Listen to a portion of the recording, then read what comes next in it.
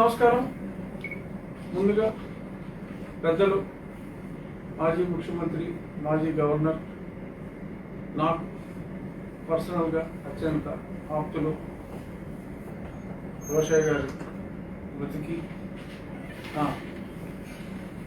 నివాళులు వారికి నా నివాళులు అర్పిస్తూ వారి కుటుంబ సభ్యులు సుబ్బారావుకి ఇతర ఫ్యామిలీ మెంబర్స్ అందరికీ కూడా నా సంతాపం వ్యక్తం చేస్తున్నాను. ఆయన మృతి తీరని లోటు. టీవీలో చూస్తూనే ఉన్నాం, పెద్దలు అందరూ ఆయన గురించి మాట్లాడారు. As a finance minister, as a chief minister, as a governor ఎప్పుడూ కూడా ఆయన బాధ్యతలను ఆయన అత్యంత అద్భుతంగా నిర్వహించారు. రాష్ట్రం ప్రస్తుతం ఉన్న ఈ అల్లకల్లోల ఆర్థిక పరిస్థితిలో అటువంటి వారి సలహాలు తీసుకుని ఉంటే చాలా బాగుండేది. ఇప్పుడు సలహాలు ఇవ్వాలన్నా కూడా ఆ మహానుభావులు ఆయన లేరు. ఆయన లేని ఆర్థిక లోటు ఎప్పుడూ ఉంటుంది. వారి ఆత్మకి శాంతి కలగాలని మరొకసారి దేవుణ్ణి ప్రార్థిస్తూ, అలాగే ఆయనకి ఎంతో ఇష్టమైన గాయకుడు ఘంటసాల గారు, ఆయన తమిళనాడు గవర్నర్గా విధులు నిర్వహించి వెనక్కి వచ్చేటప్పుడు నేను ఒకసారి ఆయన ఇంట్లో రాజభవన్లో కూర్చున్నప్పుడు ఘంటసాల గారి డిస్కషన్ వస్తే ఘంటసాల గారి పాటలన్నీ నా దగ్గర ఉన్న కలెక్షన్ అంతా నేను ఆ ఐపాడ్లో రికార్డ్ చేసి రోషయ్య గారికి ఇవ్వడం జరిగింది. చాలాసార్లు ఎప్పుడైనా కొంచెం గ్యాప్ వస్తే నీ పాటలే వింటున్నానయ్యా, నువ్వు పంపిణీ నీ మాటలు వినపడతలేదు అని చెప్పి ఎంతో చనువుగా ప్రేమగా మాట్లాడేవారు మహానుభావులు. అనుకోకుండా కాకతీయంగా ఆయన ఎంతో అభిమానించే ఘంటసాల గారి 100వ పుట్టినరోజు ఈరోజు కావటం యాదృచ్ఛికం అయినప్పటికీ కూడా ఏమో వారు ఎంతో అభిమానించే ఆ గాయకుడు పుట్టినరోజు. ఆ తర్వాత పవిత్ర కార్తీక మాసం కూడా చివరికి వచ్చింది. ఈరోజు కార్తీక మాసం కూడా చివరి రోజు. మంచి మాసంలో మంచి రోజునాడు పెద్దలు రోషయ్య గారు శివ సాన్నిధ్యం చేరుకున్నారు. వారి ఆత్మకి శాంతి కలగాలని, అలాగే ఘంటసాల గారికి కూడా నివాళులు అర్పిస్తూ మంచి మాటతో ప్రారంభిద్దాం. చాలా 5 రోజుల గ్యాప్ తర్వాత రచ్చబండ ఈ మధ్యకాలంలో అంత గ్యాప్ లేదు. పద్యం, వేమన పద్యం. ఎద్దుకైనా గాని ఏడాది తెలిపిన మాట తెలిసినడుచు మర్మమెరుగు, ముప్పై తెలియలేడు 35 విశ్వదాభిరామ వినురవేమ. దీని అర్థం, మూర్ఖుని మనసు ఎప్పటికీ మారదు, దానిని మార్చడం ఎవరి తరమో కాదు. మనిషిలా ఆలోచించలేని ఎద్దుకైనా 1 ఏడాది పాటు ఒక పద్ధతి అలవాటు చేస్తే అది మన మర్మాన్ని ఎరిగి నడుచుకుంటుంది. కానీ 30 ఏళ్ల పాటు ఎన్ని చెప్పినా వాడు మూర్ఖుడైతే వాడు మారడు. ఇది వేమన గారు ఎప్పుడో 200 ఏళ్ళ క్రితం ఒక జనరల్గా మూర్ఖుడు గురించి మాట్లాడింది. దాన్ని చెప్పుకుంటున్నాను తప్ప ఇది ఎవరిని ఉద్దేశించింది కానే కాదు. ఇక ఈరోజు ఒక 4-5 అంశాలు ఉన్నాయి. ముఖ్యంగా మొదటి అంశం, నిన్నంతా మీడియాలో కూడా చాలా గట్టిగా వచ్చిన అంశం ఏంటంటే, తెలంగాణ హైకోర్టులో మరి గతంలో సిబిఐ కోర్టులో నేను ముఖ్యమంత్రిగా ఉన్నాను, రావాలంటే గడిసేపోద్ది, చాలా పైగా నా విధులకు కూడా భంగం అని చెప్పి ముఖ్యమంత్రి జగన్మోహన్ రెడ్డి గారు తెలియజేస్తే అది కుదరదు అని చెప్పి సిబిఐ అబ్జెక్ట్ చేసింది. ఆ జడ్జి గారు కూడా ఆ పిటిషన్ని కొట్టివేయడం జరిగింది. అప్పటి నుంచి మరి ఎన్నో 1 సంవత్సరం పైగా, సంవత్సరంన్నర పైగా అది హైకోర్టులో పెండింగ్లో ఉంది. సరే, పెండింగ్లో ఉన్నప్పుడు కింద కోర్టు తీర్పే మరి ఇంప్లిమెంటేషన్లో ఉంటుంది. కానీ మరి ఎందుకో వారు కూడా పెద్దగా పట్టించుకున్న దాఖలాలు లేవు. సరే, నేను కోర్టులో బెయిల్ రద్దు చేస్తే మరి దీనికి ఏమన్నా సమస్యకు పరిష్కారం దొరుకుతుందేమో అని వేయటం జరిగింది. మరి దాన్ని వేయటం జరిగింది. కొట్టివేసిన తర్వాత నేను మళ్ళీ హైకోర్టులో వేయడం జరిగింది. సరే, మరి కారణం ఏదైనప్పటికీ కూడా 3-4 సార్లు అటు ఇటు తిప్పారు. మధ్యలో కొందరికి నా మీద అనుమానాలు కూడా వచ్చింది. కొండబద్దల సుబ్బారావు గారు కూడా విశ్లేషించారు. ఎందుకు రఘురామకృష్ణరాజు భయపడ్డా, ఎందుకని అప్పీల్కి హైకోర్టుకి వెళ్ళలేదు అన్నారు. ఇప్పుడు సందర్భం వచ్చింది కాబట్టి చెబుతున్నా. 3 సార్లు మళ్ళీ కిందకి పైకి తిరిగింది. మళ్ళీ తిరిగి ఫైల్ చేయటం జరిగింది. ఏమో అన్నీ అనుకూలిస్తే ఈ వారం అంటే రేపు రాబోయే వారంలో వస్తుందేమో చూద్దాం. మరి ఆలస్యం అవుతుంది, చాలా ఆలస్యం అవుతుంది. నా అలసత్వం కానీ మా న్యాయవాది శ్రీ వెంకటేష్ గారి అలసత్వం కానీ ఏమీ లేదు. పట్టువదలని విక్రమార్కుల్లాగా మా ప్రయత్నం మేము చేస్తున్నాం. మరి అంతకంటే పట్టు వదలని అక్రమార్కులు కొంతమంది ఏమైనా ప్రయత్నాలు చేస్తున్నారేమో నాకు తెలియదు. బట్ ఆలస్యమైన మాట నిజం. బట్ దానికి కారణం నేను కానీ మా న్యాయవాది కానీ కాదు. ఇక హైకోర్టులో నిన్న మా ముఖ్యమంత్రి గారి తరఫున నిరంజన్ రెడ్డి గారు వాదనలు కూడా చాలా అద్భుతమైన వాదనలు వినిపించారు. అందులో ముఖ్యంగా చెప్పింది ఏంటంటే, కంటిన్యూస్ ట్రయల్కి రావాలంటే వారానికి 5 రోజులు ఇక్కడే ఉంటే ముఖ్యమంత్రిగా మరి వారి బాధ్యతలు ఎలా నిర్వర్తిస్తారు అని ఒక చక్కటి సందేహం వెలుగుచ్చారు. నో డౌట్ ఇదే సందేహం గతంలో నాకొచ్చి, అంటే నేను చెప్పి మా senior advocate of the chief minister ఏ సందేహం వచ్చిందో అదే సందేహం నాకు కూడా వచ్చింది. కానీ మరి ఒక చట్టసభల్లో ఒక చట్టాలు చేసే వ్యక్తి ముఖ్యమంత్రి, అలాగే మరి పార్లమెంట్లో చట్టాలు చేసే 540 మందిలో మరి నేను ఒకరిని.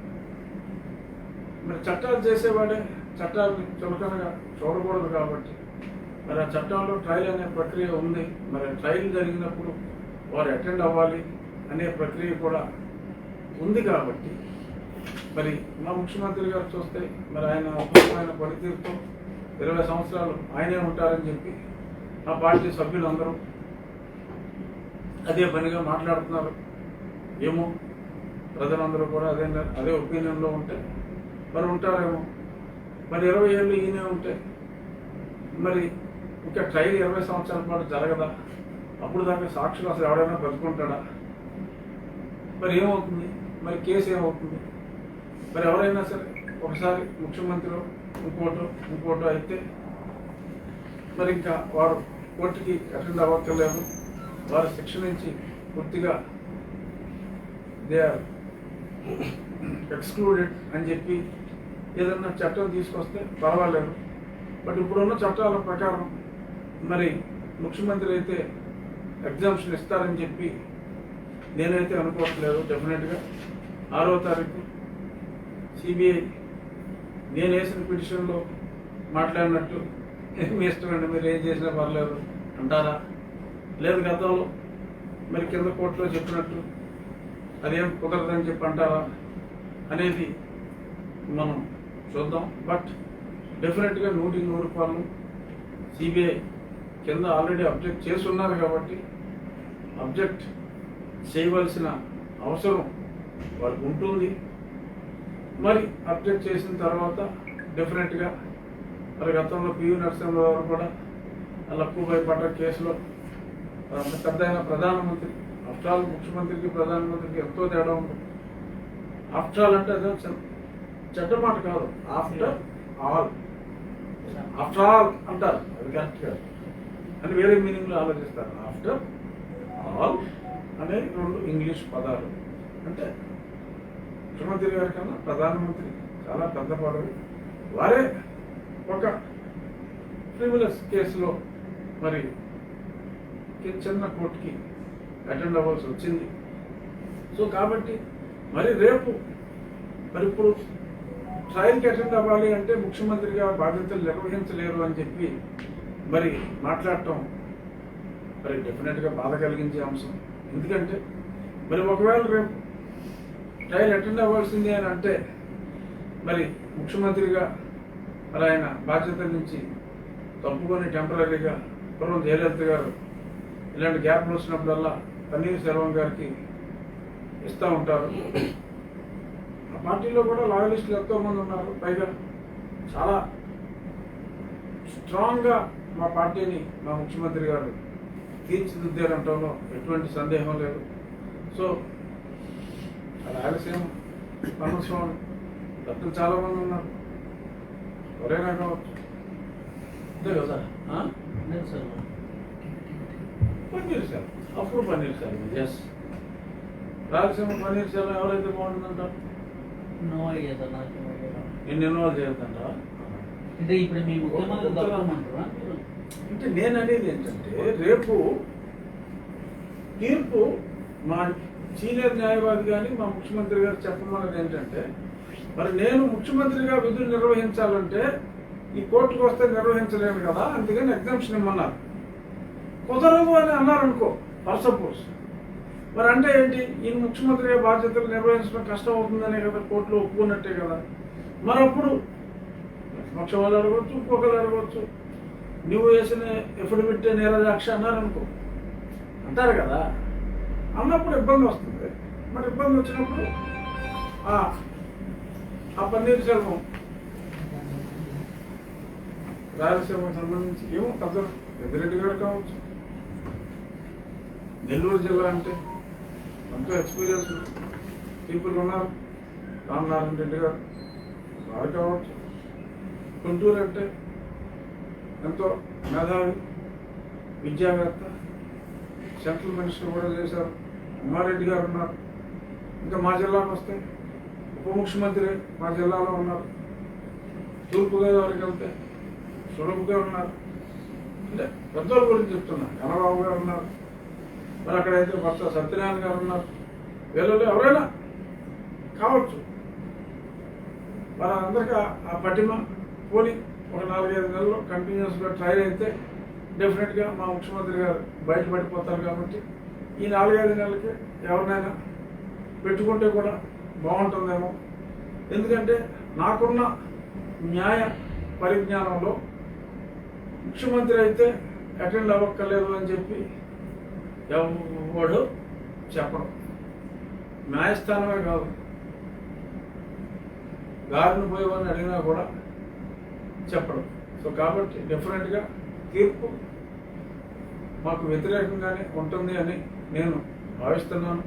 మరి వ్యతిరేకంగా వచ్చినప్పుడు మరి ఏం చేయాలనేది మరి వీళ్ళు ప్లాన్ చేసుకోవాలి. చూద్దాం 6వ తారీఖు ఏం జరుగుతుందో. ఇక ఇంకొక ఇష్యూ, నిన్న నాకు ఒక లేఖ స్మృతి ఇరానీ గారి మినిస్ట్రీ నుంచి వచ్చింది. అదేంటంటే, గతంలో నవంబర్ 10వ తారీఖు నేను ఒక లేఖ రాశా.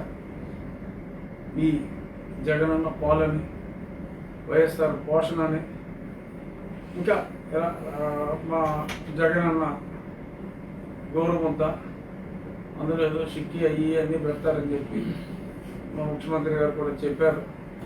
ఏదైనా చిక్కి వరకు ఈయన పెడితే పెట్టవచ్చు, కానీ మొత్తం ఓవరాల్ ఐటమ్స్లో 50 నుంచి 60% కేంద్ర ప్రభుత్వ నిధులు, ఐసిడిఎస్ మనీ, పోషణ అభియాన్, వీటి నుంచి వచ్చే ఫండ్సే.